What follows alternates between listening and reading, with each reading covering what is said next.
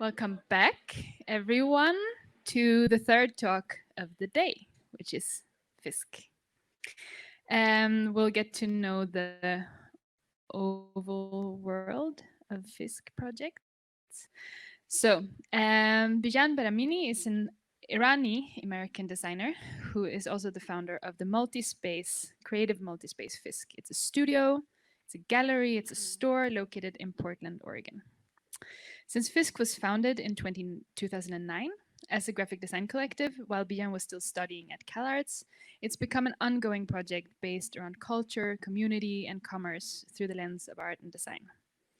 3 years ago, FISK launched JOON Magazine, which captures the art scene in its hometown of Portland and vibrantly showcases the impact of design and print through compelling storytelling. Bijan himself approaches graphic design with a playful and open mindset, championing a wide range of voices, both local and global dialogues. Welcome to the stage. Give him a hand, Bijan. All right. Hi, everyone. My name is Bijan. That's how you spell my name, in case you were curious. Thank you to the organizers and everyone for having me here in Copenhagen. It's a very beautiful city. I'm very happy to be here. So I'm coming to you all the way from Portland, Oregon. It's in the Pacific Northwest.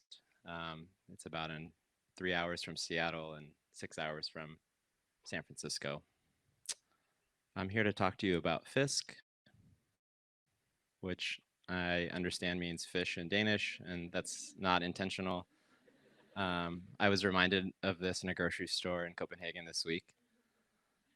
But I'm here to talk to you about FISK, which is a studio, gallery, and store based in Portland, Oregon. So we do a lot of different things. We work on big and small projects for clients. We run our own in-person and online store, as well as curate shows from time to time. But today I'm mostly going to talk about the art gallery and brand and store aspect because the theme of this festival is community, which is something that's very important to me and something that I love very much. Generally, preparing lectures is quite hard for me. It really forces you to have perspective on yourself and ask questions.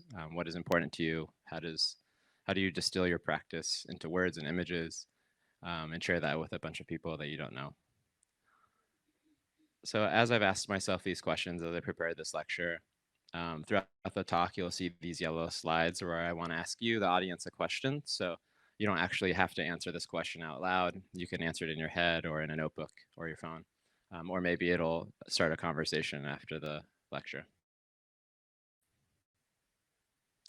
So my first community was family. These are my parents. They moved to America from Iran. They didn't speak the language or know very much about the country. Their culture connected them, and they met actually in the States, and they got married in Tennessee.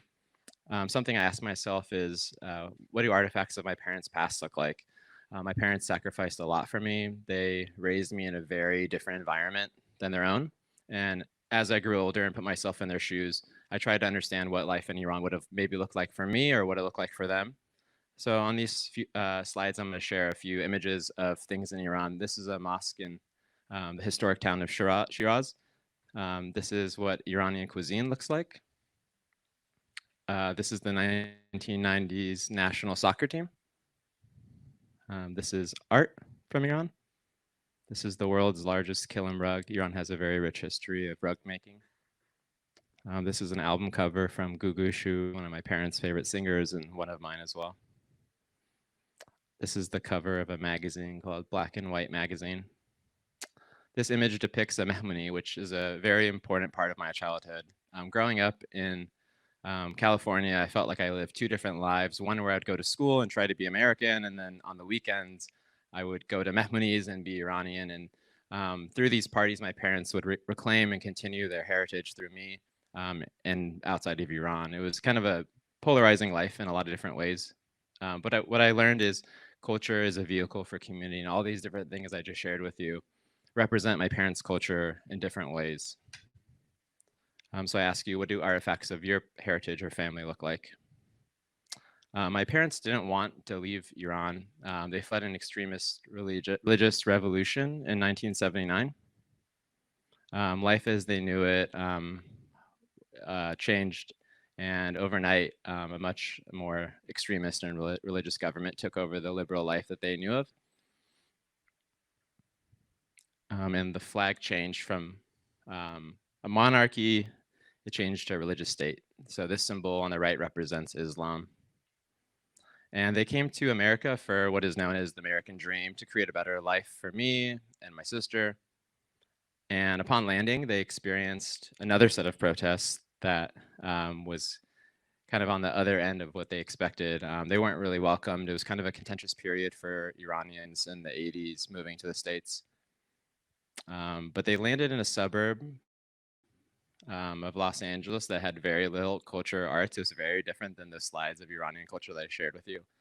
But they gave me a blank slate, and that's really why they moved to America, was to create a better life for their children.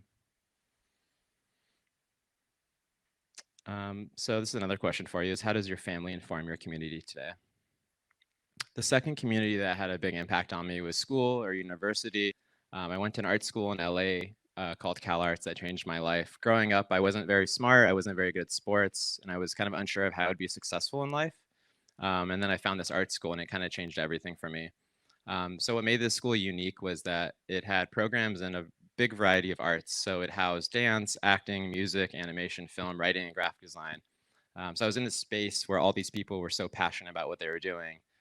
And the school had a really rich history and a really rich legacy that resonated with me. It was founded by Walt Disney in the 70s, and it's had some amazing artists and influential teachers throughout its history. The founders of Pixar went there. And what I learned there is that legacy can really be an inspiring like igniter for community. So that's something that CalArts really taught me, was this idea of legacy and community. How do they inform each other? How are they related? So to paint an idea of what school looked like for me, this is my first year at CalArts. So every year we got our own studio space, we worked in this space, we partied in this space, we slept there, we had critiques there. It was a really unique space where we kind of did all of these things, and we're all in this similar environment where we were learning, we were being exposed to things. Through our second year, we became better designers, we learned how to screen print, and during our third year, we started to understand the importance of work and play. We worked a little bit less hard and started to socialize more, celebrating birthdays, being outside. And towards the end, we focused a lot more on having fun. My class really became my family, and the studio became my home. And I think for me, like as growing up as kind of an awkward outsider kid in a suburb of LA, design really made me like feel comfortable, and it gave me a safe space to kind of be weird or kind of feel excited about something. The school had a really rich history of posters, so we'd often steal these posters off the wall as soon as they went up. They were normally done by like an MFA student, a master's student, and we would hang them in our studio as a source of inspiration. And for me, posters really represent a really central part of community. They have a special place in my heart. I think they're a beacon of community. They're inviting people to come to a space for a specific experience. So over my time at CalArts, I made a series of posters for dance performances, parties, music recitals, and plays. I didn't always attend the events or talk to the dancers, but it started a bridge, draw a bridge between how graphic design could support these other art forms. I think that's a really interesting aspect of graphic design, is it's often supporting something else. So to this day, it's a practice that I continue to do. This is the lecture poster I made for this talk today. So it represents this specific time of being here with you all. So FISK was founded by myself and Chris Burnett, who is here with me today, and several other classmates as a graphic design collective at CalArts in 2009. We started it during our first semester in our BFA program. It was made to take advantage of this really unique time, space, and community. It felt very special to be surrounded by 100 other designers from all around the world who are in the same position as you, trying to be better, learning.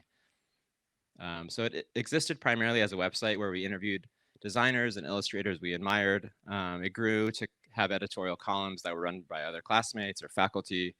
And then eventually we started focusing on promoting student work. And over the course of the 4 years of school, we created 6 issues that all varied in theme, size, page count, production technique. For the first 5 issues, we commissioned MFAs to design the covers. This was before I knew what the word commission meant. I didn't design the covers because I didn't feel confident as a designer my first or second or third year. Skill set of being a facilitator and just asking other people for help. So through this, I learned how to organize, set deadlines, create briefs. This is not what FISK stands for, but this is what a master's student, when they asked me what FISK means, I said, I don't know. It's from a song that I like. And they're like, this is a better reason. And this isn't accurate, but I do think it represents that point in our lives. We were truly like finding inspiration, seeking knowledge. But the most important thing of FISK was the community aspect. So we had schoolwork, but then we would work on these zines and throw parties to celebrate a launch party. We'd sell a few issues and put that money into printing the next one and buying beer. So this release party was kind of the main reason why we continued to do FISK throughout the years. It was a way of activating this community. So it would create this dialogue between undergrad students and master's students and faculties. A lot of these ideas are still very core to my practice today. And I think it's important to note that community is often something you don't have to do. It's something that takes extra work and extra energy, and it's something that often you have passion towards. So that kind of led us to start another event. This was a project that we founded in 2012, Chris and I as well, called the Cal Arts Print Fair. And it was to celebrate print. And it was a way of also drawing kind of more like collaboration between we were really insular within the graphic design program while we were in school. So this project allowed us to kind of collaborate with animators and other people who were making art or prints or zines and kind of gave them a space to be able to sell this. And I think what I learned from that is like, if you make a space for things that you love and share it with others, like people respond really well to that and they want to be involved in something bigger than themselves. So I ask you, how does your education inform your community today? So in my senior year, I decided to host a funeral for FISK as my thesis project. I was graduating. I didn't see any reason to continue a project that felt very specific to the community at school. This is the first page of my thesis book where I reflect on the project in its entirety. And I think it's important to know, like, FISK was a very specific product of an environment. It served that specific community.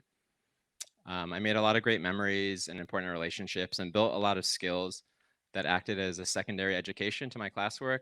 And I can't really imagine my time there at school without FISK. This is a list of things that I learned during that time. Work as community. So once you graduate, you have to get a job, unfortunately. I moved to Portland, Oregon, which at the time I really didn't know much about. I just knew I didn't want to stay in LA and I didn't want to move to New York. So Portland felt like a nice place to live. It was still relatively close to my parents. I eventually got a job at Nike, which is based in Portland. And moving to Portland, there was a really large group of designers that all moved there from all over the world to work at Nike or related agencies. So I had friends from London and Asia and kind of all over the world. It was a really exciting time. We all had our first jobs. We were making money. We were having fun. We were learning a lot. But during this time, I realized like Portland had a really strong culture of food and coffee and beer and outdoors. And there was places to go, like to bars and whatnot. But there wasn't public spaces focused on art and design or community. And I quit Nike after a year because I really missed the diversity in work. Like every project I worked on at Nike was about speed. It was just, how do you sell speed? And I was like, oh my God, this is not why I'm doing graphic design. But something I did do was I did make money. And I think for my parents who sacrificed so much, unfortunately, the definition of success to immigrant parents often means making money. So that was something I could lean on to make them proud. And they were really confused on why I left Nike. I can still tell people that I work at Nike. They don't really get it. But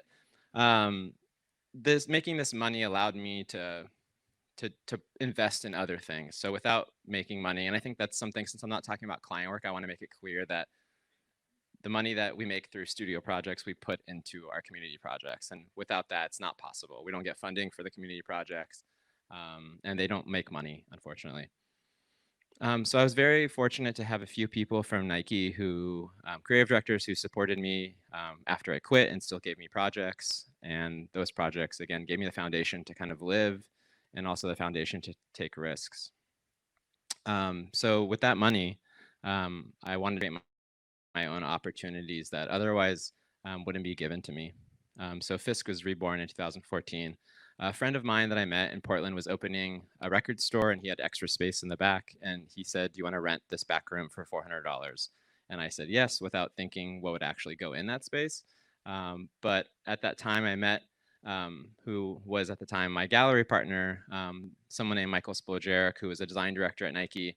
And he, for some reason, saw something in me. I was 23 years old at the time. He had a lot more experience than me. We both had zero experience in running a gallery. My only experience was kind of being a facilitator in school. So this next thing I'm going to talk about is public spaces community. So the gallery function, the gallery function in these three different parts. So I'll share these three with you. So party, art gallery, and residency. So FISK has always been about community since it was started at Cal Arts. And I learned early that you can use graphic design as a tool for community outside of client work. And I was missing that a lot being in Portland. I was really comparing my experience post-grad to my experience in school because that's kind of all I really knew. And I had all these friends and these wonderful people I was meeting, but there was no physical space to kind of engage in. So with that extra money, I spent it on starting this gallery. So similar to how FISK served this specific audience in school, it also did that similarly in Portland. These are some photos of some of the different openings that we've had throughout the 6 years. And I think through this public space, I learned that support can come in a lot of different ways. It can be someone who just shows up for a free beer, your friend who volunteers to DJ, someone who buys a piece of art, someone who buys a t-shirt. And I think it's important to kind of acknowledge that there's different layers of what support looks like. So over the 6 years, we developed a really strong community and audience. At first, it was a lot of Nike people, graphic designers, people who worked at agencies. I started to teach at the local art school, and that started to bridge this gap between students and professionals. And then at that time, we started to work with musicians, and there were people who were fans of musicians who were coming. So it really created this like really rich audience that like covered a huge span of ages, races, professions. So this idea of local was really important because we were literally just serving people in Portland. It wasn't something that you could access from far away. So I ask you, how does the idea of party inform your practice? Which is maybe a silly question, but I do think it's really important to kind of work and also play. And that's kind of why I showed the party first, but the art is also important. So over those 6 years, we showcased a lot of different artists. This is Tim Lahan from New York, Aaron Elvis Drupin in LA, Anu Kilpinanen from Finland, Eike Koenig from Germany. So having this gallery really gave me this position where I could reach out to someone who I was a huge fan of in school, which was Eike Koenig, who runs a studio called Hort. And having someone like that say yes and flying out to Portland was such a insane experience and something that I'm very fortunate of. And I think when you have a public space, it kind of, it activates something in a really unique way.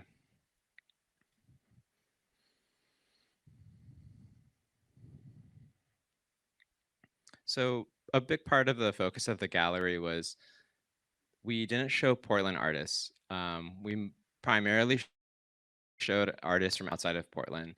Growing up in LA was a very diverse and global community, and moving to Portland, it was kind of the opposite of that, and it was a little bit shocking to me. There was a lot of like insular kind of community and showcasing just what was within Portland, which is great. But I think for me, I wanted to bring more diversity to Portland, so that was primarily why we showcased artists from Asia and Europe, and as well as New York and in LA.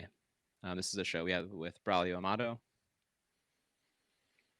And with each show kind of created a new challenge. So sometimes we would do wallpapers or murals like this. We would have TV installations. We tried to be quite ambitious with some of these installations. Each kind of month, we had a different artist rotating with this gallery. And we wanted to keep kind of leveling up the experience and the install. So we really wanted this specific show to feel like a museum, because Nakim is someone who shows in museums, and we were kind of like, wow, why do you want to show in our small gallery in Portland? And when I see these photos of her work, I thought they were stickers, which sounded pretty easy to install, but then I realized that they were all painted, and I was like, I don't know how we're gonna do that, and also I don't know how we're gonna sell like painted walls. So we came up with this idea that was it was a pragmatic idea. We didn't want to buy a lot of different colors of paint, so we just bought black paint because it was affordable. And then we thought of this idea of these hanging these printed posters that would reveal what the actual artwork was supposed to look like. So she wanted to paint them in these crazy colors, and it just sounded really wild. But through this experience, I learned how creating your own space to experiment is very important, because often clients or projects won't give you that. And no one would pay me to run a gallery or to curate a gallery because I have no gallery experience. Um, so these are some behind the scenes photos of how we made that installation. It was quite expensive to buy all this vinyl and cut it up and hang it. And we had to be very detailed and precise. Very thankful to have people who also appreciate a level of detail and care and craft.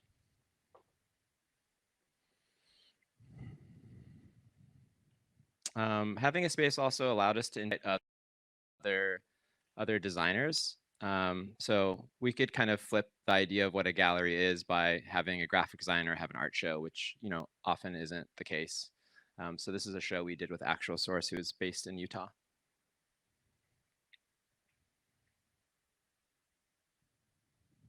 And it really taught me how important it is to create that space to promote graphic design community and culture, because it's not happening as often as I'd like.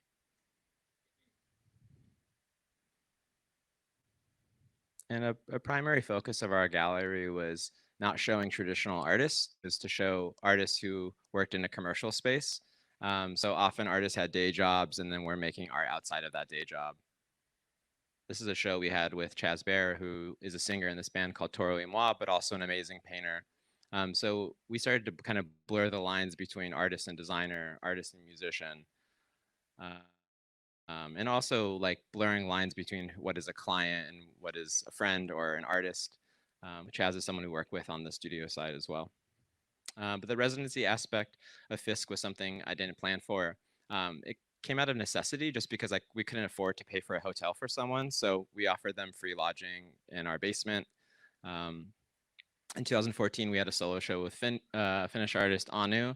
It was her first time in the States, and it was a really special experience to kind of show someone your city and show someone America for the first time.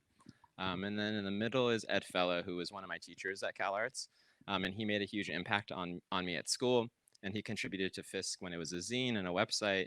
So then to see him exist outside of campus and stay at my house in Portland was kind of an odd experience, but something that I'm really appreciative of.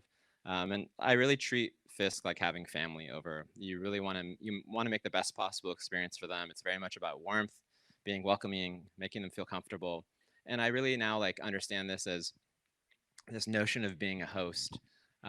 Growing up, going to those Mehmoonies, it triggered something that I realized that it's something my parents loved doing when I was a kid, is hosting. And part of that is trying to impress people by having a lot of food or but for me, it was related to that in my own way. So now looking back, I see the kind of parallel between being Iranian and the household I grew up and the gallery. This is Kentaro Okawara. He's an artist from Japan. He spent a month at our house. It was the longest of any artist. It was probably too long. But like I said, we become family with artists. We eat breakfast together. We walk my dog, Charlie. That's a photo of Charlie and Kentaro, and he's painting a cat, and Charlie's not happy about it. And then we also offer our gallery space to artists to use as their studio. Again, this is a pragmatic thing. We can't afford to ship large paintings from Tokyo. So instead, we build the canvases in Portland and invite the artists to come to Portland and paint. And again, it makes these unintentional things actually made this really special experience. Throughout having all these different artists, I learned that I was kind of creating an alternate education for myself. Even with a language barrier, English was Kentaro's second language. You learn about each other's cultures, childhoods, traditions. You also learn about their process. And witnessing Kentaro make paintings and being confused on how this messy spray paint, and he's painting with a paintbrush attached to a stick. I would just like walk into the studio and be like, "What are you doing?" And he's like, "Oh, I'm making work." And then it turns into this, and it's really special to witness that kind of behind the scenes experience of how something is created. These are some photos from the installation with him. And it wasn't until he arrived that I realized that he was publishing children's books, and he was really interested in children's art. So 3 weeks into his visit, we decided to host a kids coloring workshop. So our gallery programming was starting to expand based on the artist's interests. These are principles that we didn't write prior to starting the gallery, but now reflecting on it, these are the aspects that were really important to us in this project. And what I really learned is that it takes a lot of time to build community. Often people are like, ask me like, how do you do this? And it's really, you have to be committed. I think people really, community is about dependability and being kind of a reliable source of support or space. So over the 6 years, we were in 3 different spaces and had over 30 different shows. And similar to the project at school, the zine, each year kind of represented a different growth for us. Our shows got better over time. And through those shows, I really learned to understand the importance of investing in yourself. And again, this is a product of making money. We weren't making our money from the gallery, we were making it through our studio. So over those 6 years, we had over 30 solo shows. I would say 80% of those people stayed at my house. For each show, we made a product, a t-shirt, a print, or a tote bag to celebrate that special moment. Part of this was, again, to kind of create access for people because not everyone could afford a $500 piece of art or a $3,000 piece of art. So we created these lower price point products as a way for people to kind of support the gallery or support the artist. And we only sold this stuff in person. We never sold any of these products online. So again, it was very much about this kind of tangible, real life community rather than catering to an online audience.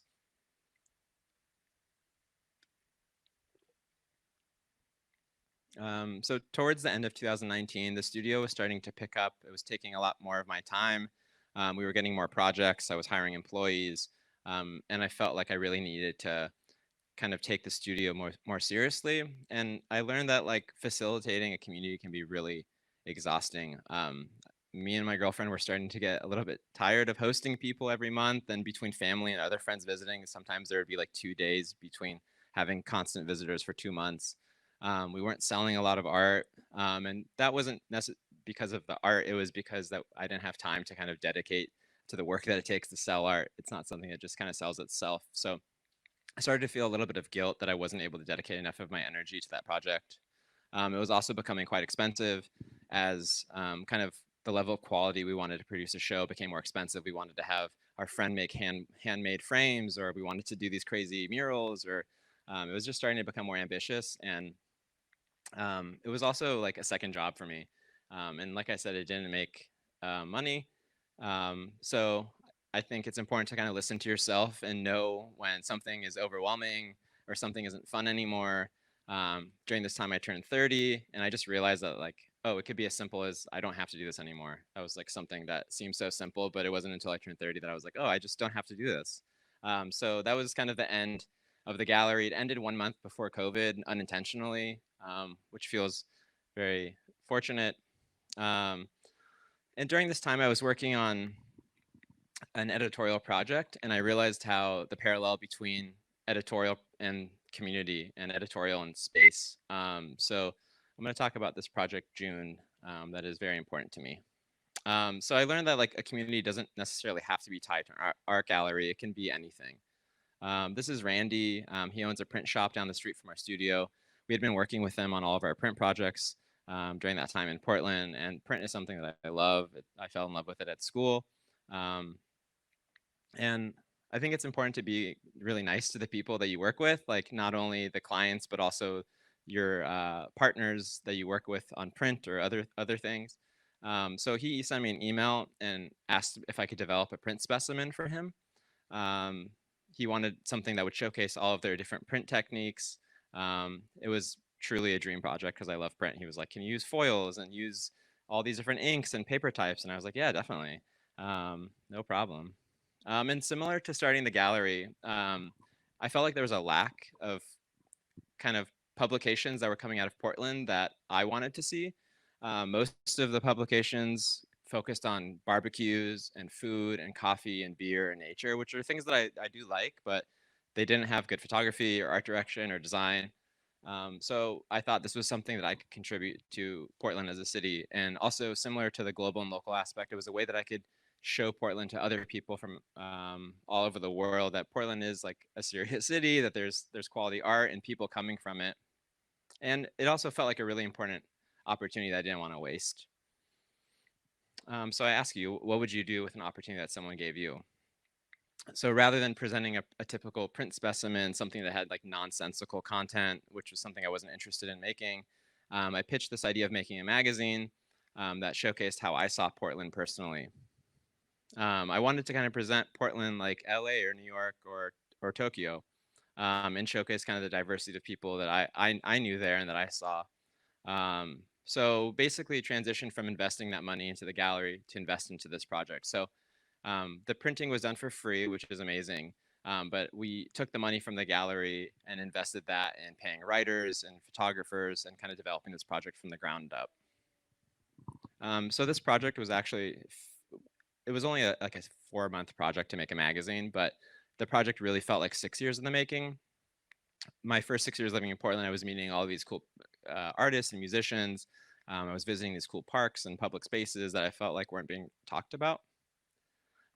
So FISK was like this project that I started in school and then organically turned to a gallery and a studio. It was kind of not something that I intended to happen.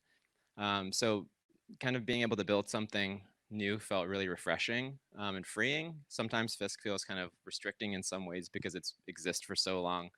Um, and for the first time, I was starting to kind of reflect on my Iranian heritage through my own lens. I think a lot of the times when you come from immigrant parents, you're kind of fed what idea of Iran or the place that you come from your parents, and that's your only understanding of what that country is.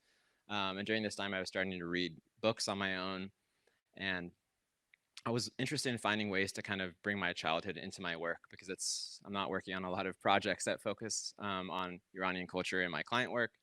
Um, so the word June, it's a term of endearment. And growing up, my mom would call me Bijan June. So you add it to the end of someone's name, and it shows that you love them. It shows that you care for them, and it's something that anytime my mom would say it, I would feel at ease and comforted. So the actual translation is it translates to life. Like I said, it's used as a term of endearment. It's a very positive connotation of closeness and affection bestowed upon one's beloved.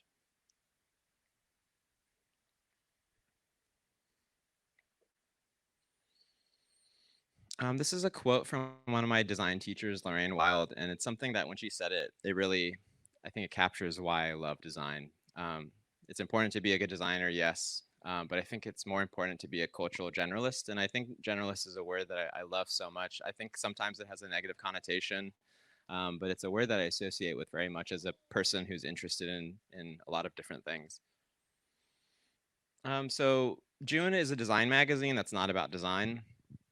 It shows parks, musicians, food carts, florists, agencies. It also shows funeral homes. And the idea was that my experience in Portland was not only about design. I was eating food, I was seeing things, I was walking through parks, I was listening to music, going to shows. So June was really a way to celebrate the people and places that I love and showcase them in a way that I wanted to. This is Wilhelm's Funeral Home. It's a mausoleum. It's the largest funeral home west of the Mississippi. I never knew this existed in Portland. I lived there for 5 years. I would ask all my friends, "Have you been to Wilhelm's?" And they're like, "No." Um, it's only open one day a year to the public because otherwise it's only open to people who have family buried there. It's a really amazing space. If anyone ever goes to Portland, I would schedule a trip around that one day it's open.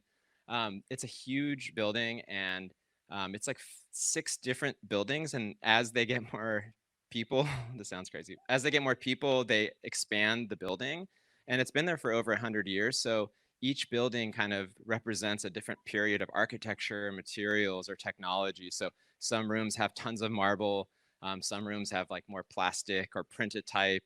So it's really amazing. It's kind of like a museum to me.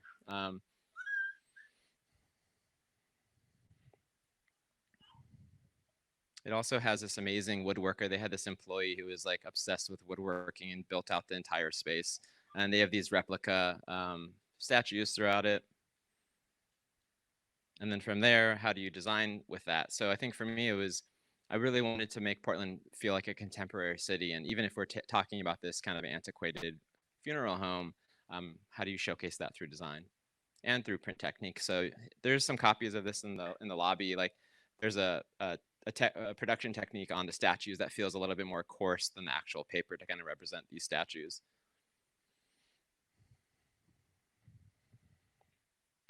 We feature this amazing florist who kind of makes these psychedelic, magical flower arrangements. These were all shot in medium format. He paints them, dyes them, does all sorts of different things.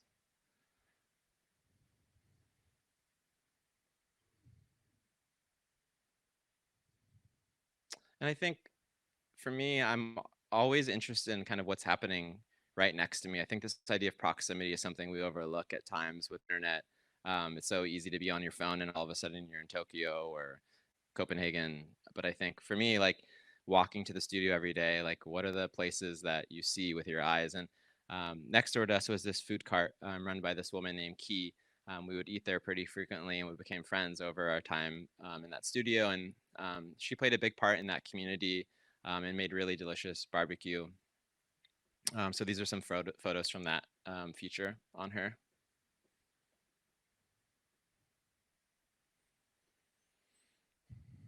This is an amazing scent maker in Portland. This was a challenging article because how do you visualize scent? So we created these sets and one was for each scent that they have in their store. This is the feature. So we featured these 6 different scents. These are the founders. This whole section's printed in a metallic ink. The idea here was for them to like look like old perfume ads that are like kind of dysfunctional and don't actually do anything. But this is Dodger. She's a musician who was living in Portland at the time.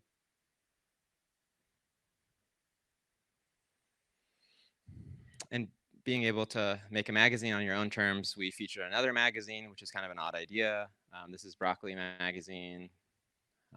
It's a founder on the left in the red.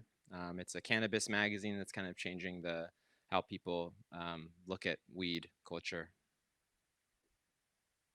This is Dawson Park, which is the park that I would walk my dog through every day walking to the studio.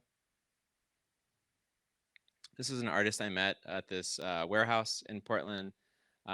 It's a space for adults with mental disabilities. And this was like a 50-year-old artist who was making these amazing drawings, like hundreds of them. And I couldn't believe when I saw them. And just seeing something like that, it was just having a magazine allows you to kind of take these things that you think are so special and that you want to share with the rest of the world. So it was really fun to showcase these drawings in there. This is a fun die cut about this architecture firm in Portland that uses this perforation technique on copper. So it's using a metallic ink, and the perforation's meant to kind of showcase their technology. So the real goal of the project was to showcase how amazing print was, how print can support culture, art, a city, and also that print is not dead. So we feature the print shop that printed the magazine, which is also maybe a weird notion. And although a really selfish project in a lot of ways, because I really wanted to make a magazine that had all print techniques, it also served the ultimate purpose of being a print specimen. So in the back of the magazine, there's an index that showcases all the print, the paper, the fonts, the inks, every little detail of the printer's capabilities. And then we hosted a launch party for it in Tokyo and one in Portland. And like, I would have never thought that it would go from throwing like a zine party at school to kind of taking that and throwing a more adult version of it in Tokyo.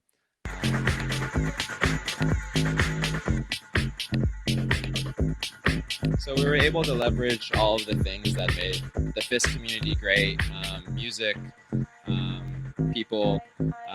And then we threw this big party at this warehouse space in Portland. And the idea was to bring the magazine to life. So Key served food. The florist made these installations that you walk through. The scent makers did a scent installation around the space.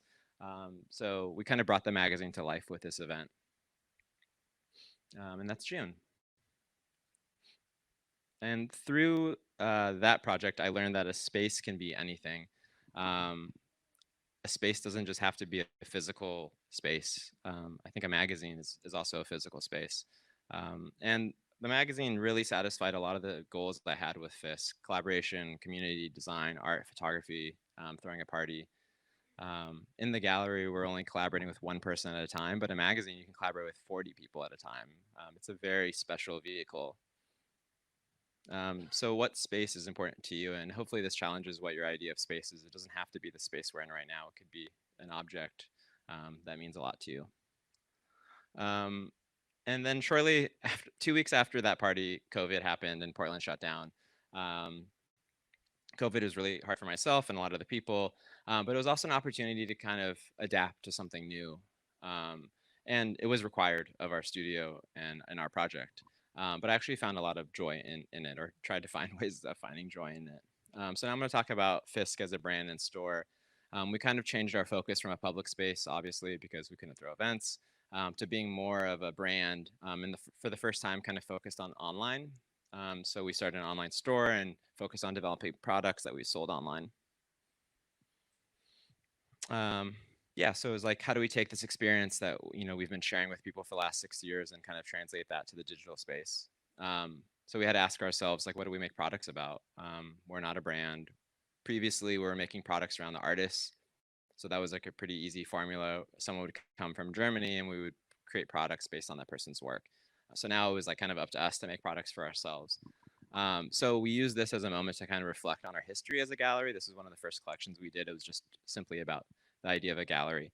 But then we started to kind of approach this project like we would like a client project. So this is a little video we made to kind of advertise the collection.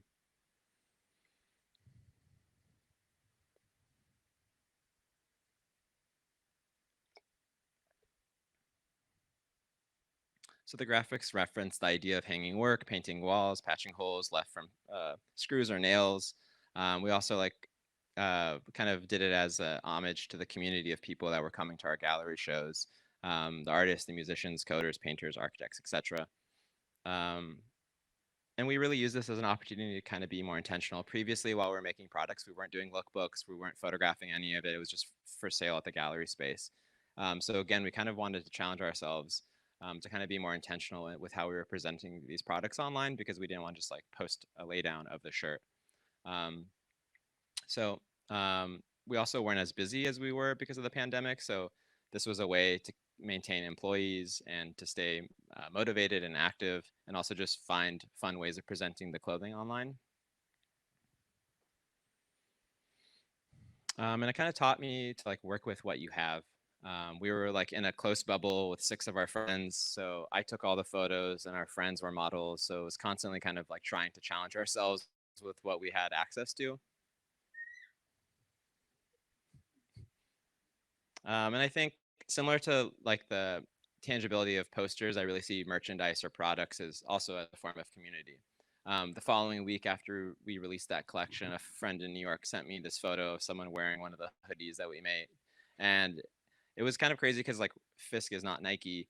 So it was just wild to think that someone in New York right after we released this clothing was representing a small part of our community.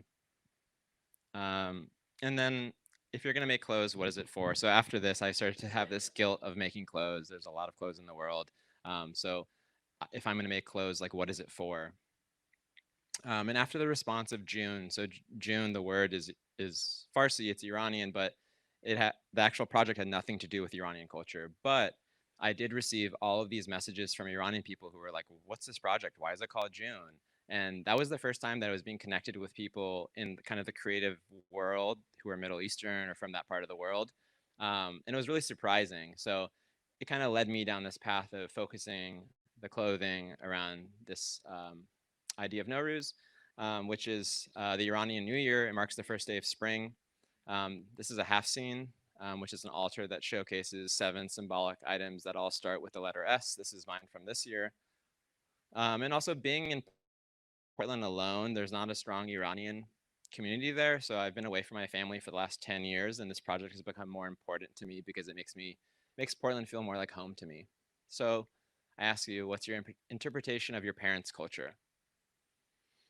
So this project has given me a really unique opportunity to kind of take again what I want kind of for my parents' culture and present it in a new and in a light that kind of makes sense for me, and create my own relationship with the holiday.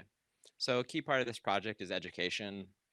It's sharing the holiday and Middle Eastern culture with people and all over the world, and share it with our community, and create representation of something that for a long time I kind of hid in my public life, or that I was embarrassed or shy about.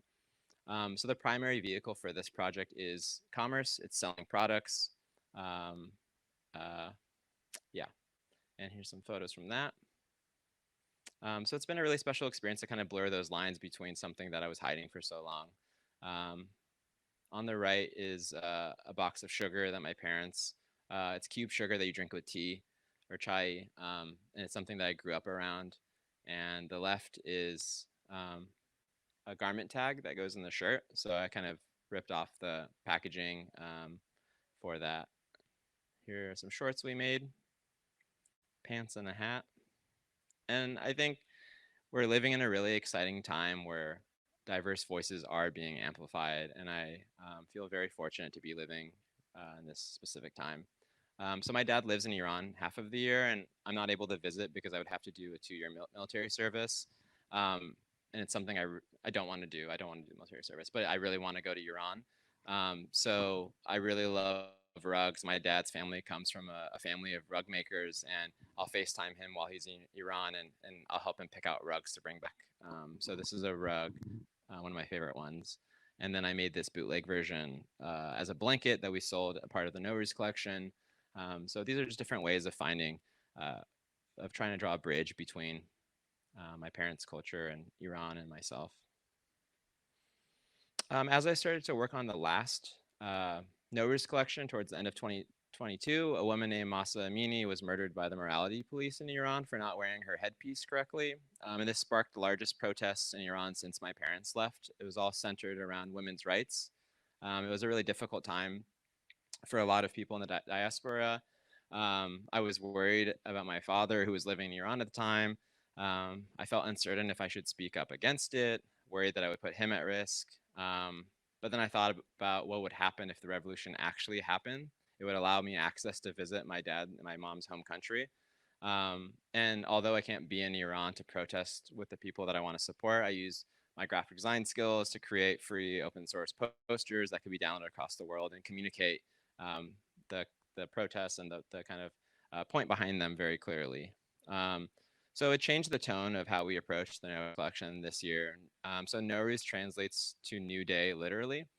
So we use that as a metaphor for the Iran that we want to see. Here's some photos from the collection.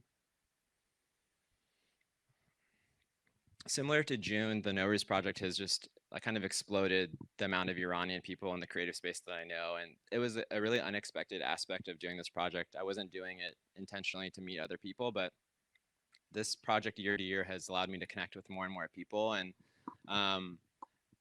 for this last photo shoot, I put out a call on Instagram to try to find models or stylists and photographers, and I was able to get a full Iranian team on this project. It was a really special experience because everyone there had very similar upbringing to me. Their parents all fled for the same reason, and we all felt similarly about the current protests. So studio as community. So I wanted to use this opportunity to point out that I find it like pretty ironic that I'm a single person on stage talking about community, because I think community is never about one person. And there have been many people who have come through FISK since it was started as a school project. This is what our current team looks like of 7 and my dog Charlie. Um, this has been my prerequisite for people that I work with or people that I surround myself with, is just people that care. I think that's kind of the base level of people that I'm interested in, is people who have passions and are interested in things. I'm constantly inspired and feel energy from those types of people.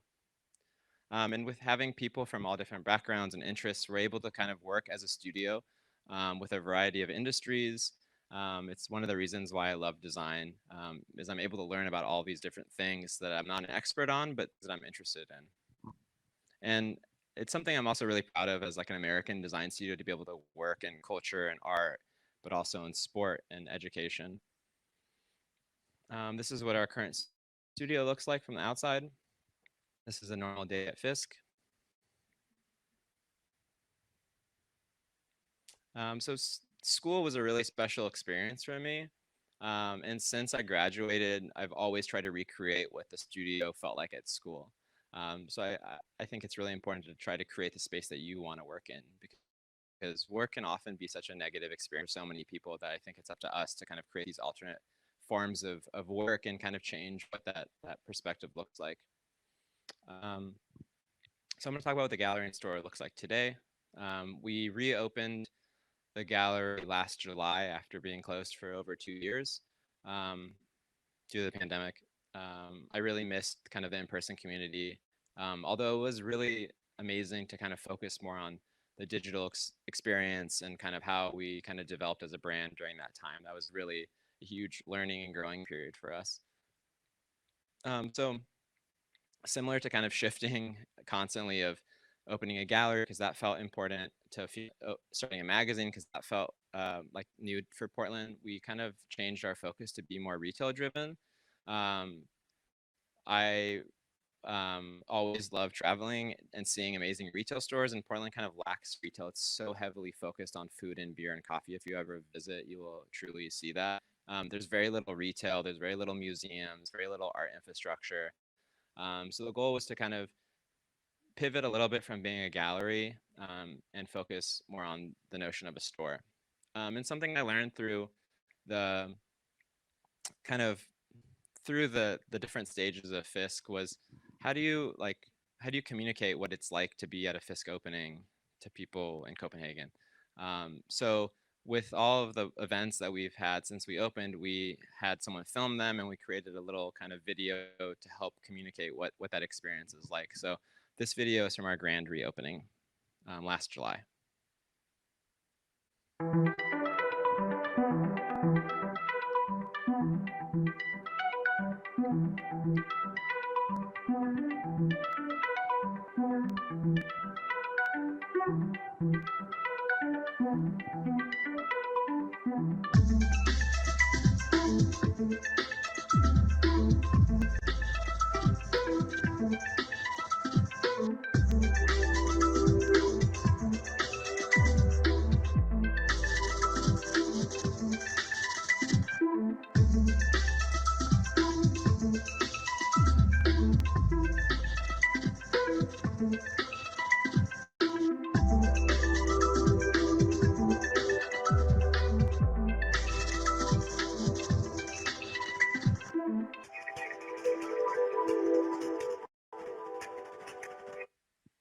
These videos have made it a lot easier to kind of like in a minute show what I've just talked about for 50 minutes.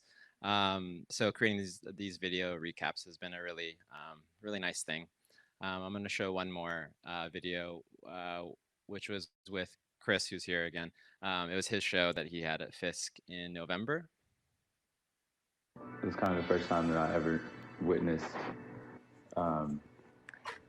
people responding to my work in real time and showing me that appreciation for it. To actually know that people know what I do or like what I do is like, it feels good. It feels good to have that support. And it's also strange because I've been to so many of the FISK openings that it didn't feel like it was for me. It just felt like a FISK opening, like it was a party. And people would come up to me and be like, "Oh, this collage," and I'm like, "Oh yeah, I forgot this is my shit." But I don't know. I like feeling that there's like a community of people that appreciate what I do. That's a first for me, and that feels really good. And this to me is just the beginning, and very grateful that I was able to do this.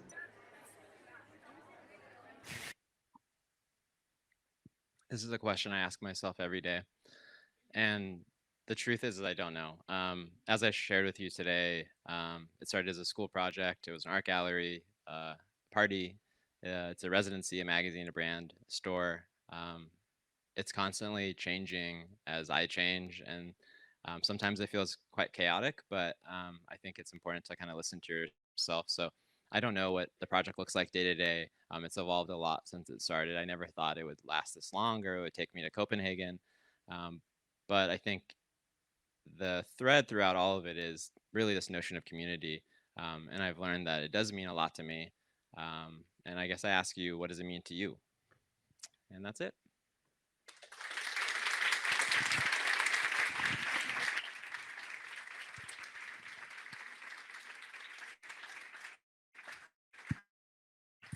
Thank you so much, Bijan.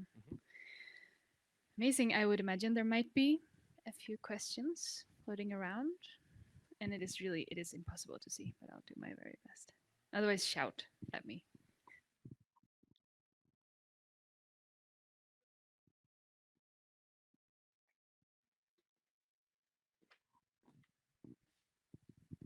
Hi.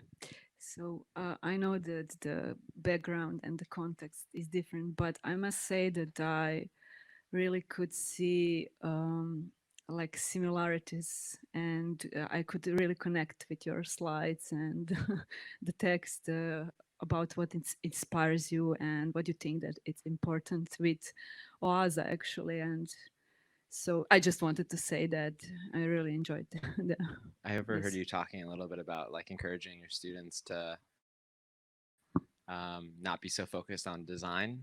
And I think that's something that I really relate to because, you know, I was just talking to Chris about this. Design is a really unique profession because it's kind of nothing without something, right? Exactly. Yeah. And also like when you said that you were interested in things that are close to you, like not on your iPhone, maybe, but your like surroundings, neighborhood, people, things that are like around you in everyday life. It's also something that I find it like typical for us and our projects. So yeah, I will stop talking. Sorry. That makes me happy. Thank you.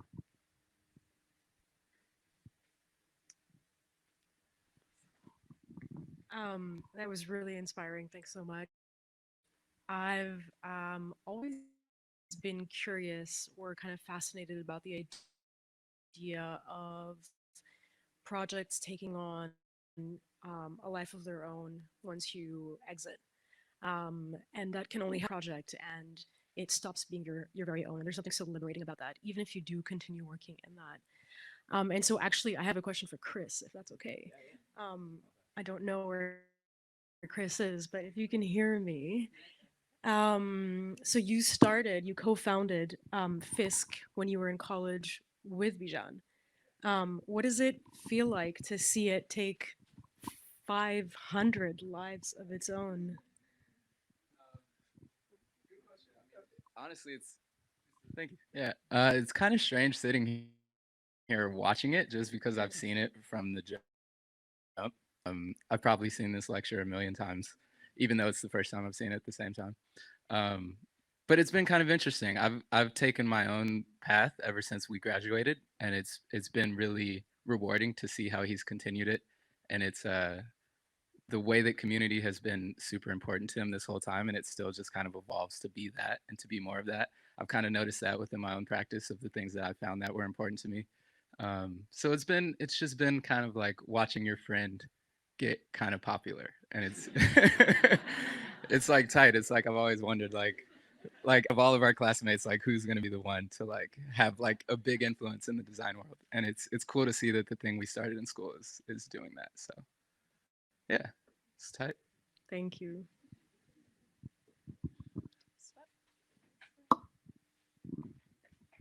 Thanks for asking Chris a question. I love that. It's amazing. I can see that we have a question from our online audience, and actually quite specifically, which is really lovely. I just want to point out that this question comes from Shubham, which is one of our was one of our team in Oslo when we were just there. And I can also see that there are people from Beckmans in Stockholm also online. It's speaking of community. It's so beautiful that all these people are now like still, it's becoming this long tangled tale. Yeah. But Shubham asked, the idea of being a cultural generalist is great. I feel as a designer, I ended up finding a closer community outside of the design one, also landing or some dialogue that I never had with designers. That wasn't really a question. I realized as I read it. But yeah, I've thought some of the same things, that it's like, yeah, this idea of design becoming space and design creating through design creating space for you. You found that design became your space and you could create space for others, and that design itself, the magazine, can now through design become a space. And it, I think that ties into some, and as well we could say space, we could say community, and it's all like words for the same thing. Yeah. I think as I've like met more people, I guess I'll say that rather than saying I've gotten older, but that the more like especially parallel like chefs or scientists or musicians, like the more that you talk to other people who are I guess creative, like you realize how many parallels there are between how you talk about things and how you practice. And I think from talking to like a musician and being like, oh my god, what we do is kind of similar and also so different, rather than kind of only talking to designers. Our events in the last year that we've been back, we always have a food component, we always have a music component, we have a drink component. We've like started to think more about those things rather than just having like cheap beer. We're like, oh, who's making interesting wine in Oregon, um, which is a very old person thing to say, but yeah. If you don't mind, I also have a question. Yes. Okay. Now I'm doing what Siri did, but I'm going to intervene. It's just because I was thinking while we were looking at some of your slides, just like based on what Maya was talking about yesterday, because now, yesterday we were talking about Arabic, but in this case it's Farsi, and you're bringing this foreign written language to in front of the eyes of Americans mostly. Like, what are your like experience or thoughts about fetishization, like romanticization, or yeah, exoticization? Yeah, it's a really weird thing because probably 99% of our, probably 99.9% of our community doesn't read Farsi. So it's a weird idea of someone wearing something that they don't know what it says, but I don't know. I haven't wrapped my head around that completely. It looks cool, um, which is, could be problematic, but I think at the end of the day, like people feel very comfortable wearing English on their shirts, so maybe it's okay if they wear Farsi on their shirt too. Yeah, and maybe more and more, the more we wear different languages, we like learn and be curious and ask and discuss. Yeah, I think in that way it's positive that if someone knows something about Iranian culture through wearing this shirt.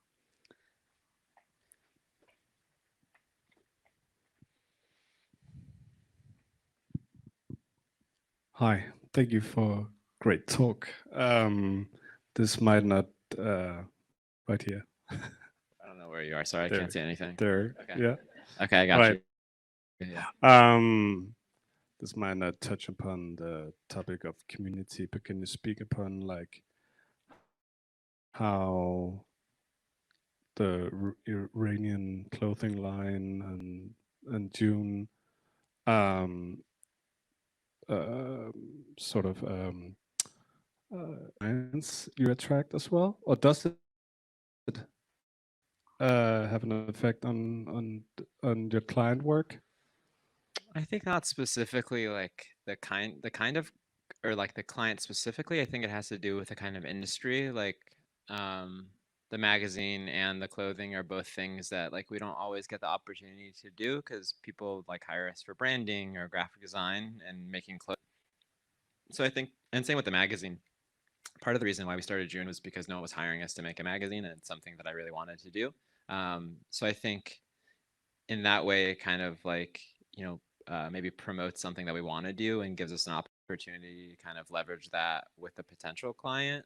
So I don't necessarily think that like Nowruz or JOON are like, there's just not a lot of Iranian people out there like that could hire us. Like in my experience, like I've only worked with a few people who are Iranian, and they're often doing projects that are cultural projects to kind of, again, share Iranian culture on a larger scale, whether it's music or food. So um, it's something I would love to do. Actually, I did just talk to an Iranian musician that I'm a really big fan of last week. And I talked to her on the phone for an hour and a half, and I never met her before.